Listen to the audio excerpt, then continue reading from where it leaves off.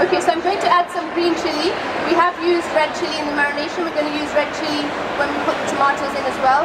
But again, these are finger green chilies. Are those the Kenyan chilies? No, they're the finger green chilies. They're available at the supermarket. Yes.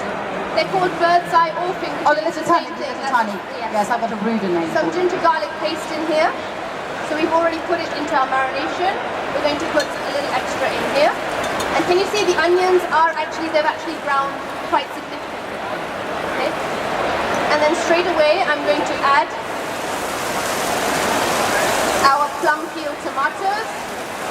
Now fresh is always better. If you have to use tin, then you have to use tin. Okay. So I'm going to add, this is about 450 to 500 grams of plum peel tomatoes. And now this is the bit that becomes a little bit messy because it starts to spit at you. So I have brought a lid to the saucepan as well. And I'm afraid in Indian cooking, this is one thing that will happen. It will spit and it will fire at you. Yes. Yes, skin them and also blend them as much as puree. And next, at this stage, what you would also do, you can smell it. Get the waft now, the caramelized onion.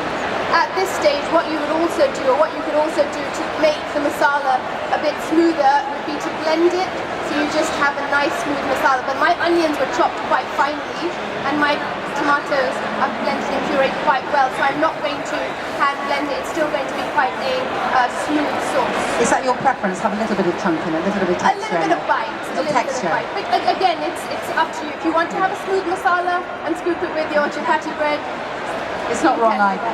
No, not wrong at all. Who inspired you? I've asked everybody this.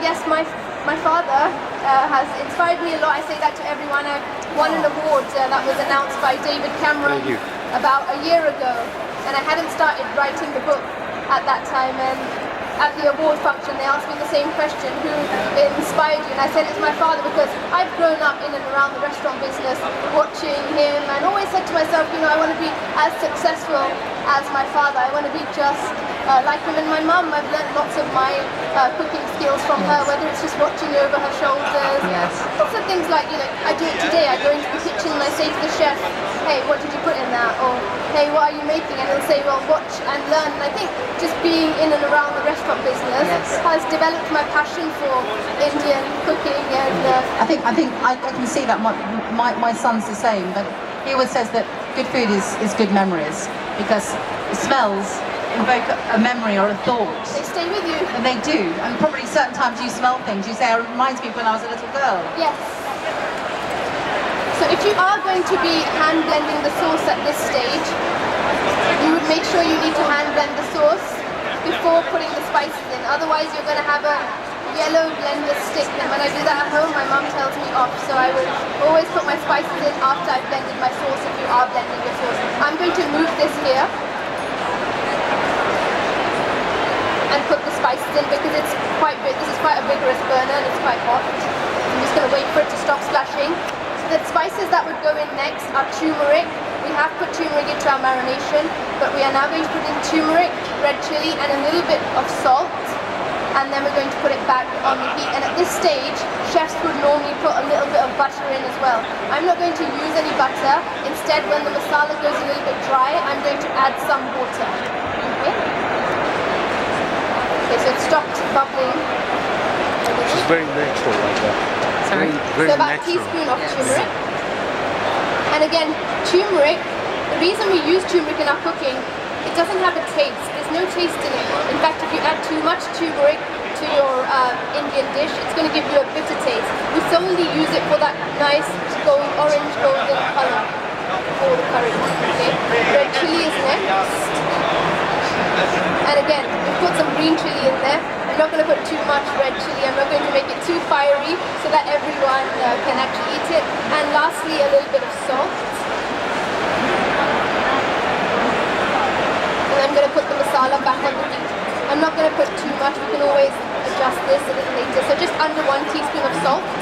And obviously, if you are going easy on your salt, you don't have to add as much as I have added. That's very important.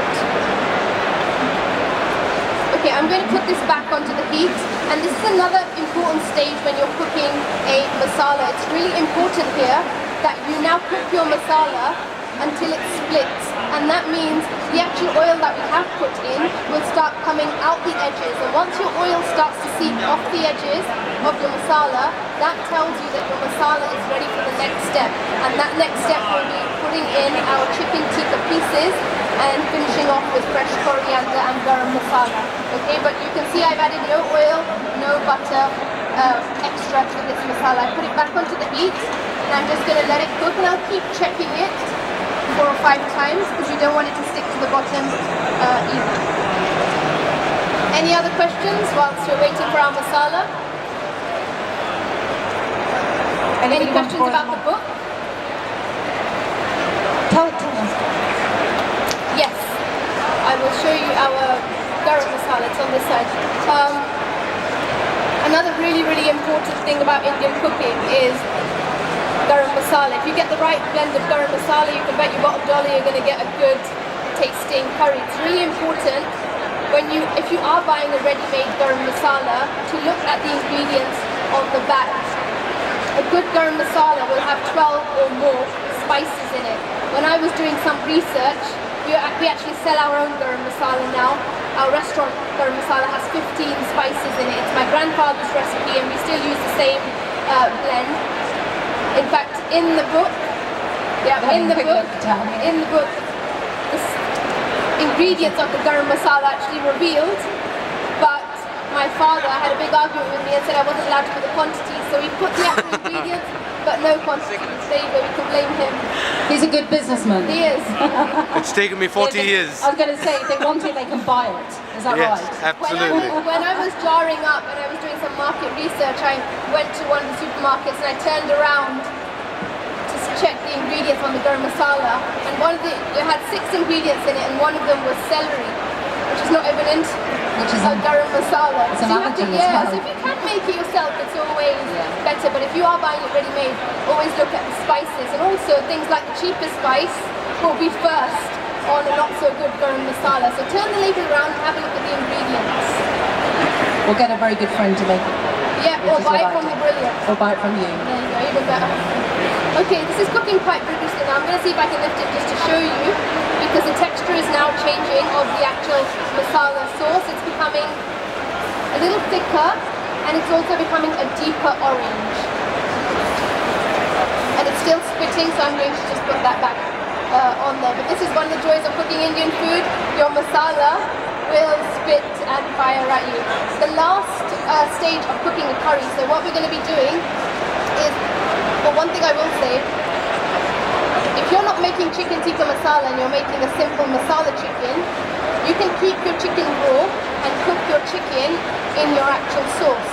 And you would again put the chicken in, your raw chicken in, at the stage when you see the oil seep off the edges of the saucepan. But this one is chicken tikka and it's already pre-cooked, so we're not going to cook it for too long in the masala. In the restaurant, would you cook that in the clay oven? In the clay oven, yes. So the finishing touches to most Indian dishes are the garam masala, which goes in always at the end, okay? I know there are some people who put it in at the start of the cooking process, but we always put it in at the end of the cooking process so that it retains all the flavors. Okay, that's very important. And I can see this masala is now getting a little bit sticky, so instead of butter, instead of oil, no ghee, I'm going to add a little bit of water.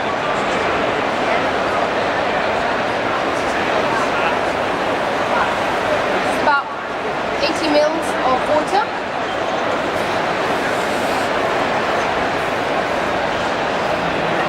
And you can see it's thickening up. So with your garam masala at the end, you also put fresh chopped coriander. And again, fresh chopped coriander always goes in at the end because it's